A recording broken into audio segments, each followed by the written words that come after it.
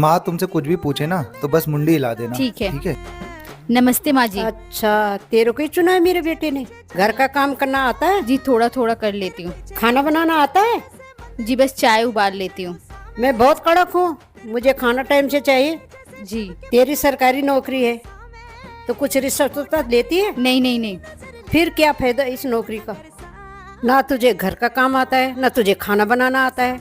मेरे बेटे ने ऐसे चुन लिया तेरे को? माँ जी एक बहुत इम्पोर्टेंट कॉल है, क्या मैं ले लूँ इसे? फिर जा, जल्दी आना, मैंने और कुछ सवाल पूछने हैं। बस 1 मिनट माँ जी आई। साले तेरे को बोला ना मेरे से ज्यादा सान पट्टी नहीं करने का। मैं तुझे अभी के अभी जेल में भिजवा सकती हूँ। मैं अभी बहुत इम्पोर्टेंट काम के बीच में हूँ, इसे खत्म करके आती हूँ। तू रुक रुक वहीं पे, आती हूँ मैं अभी, रुक वहीं। जी माँ जी आप कुछ पूछ रहे थे? नहीं नहीं, मैंने कुछ नहीं पूछना। मेरे बेटे की पसंद है तो मेरी भी पसंद है। आ बैठ जा, मैं तेरे लिए चाय बना के लाती हूँ।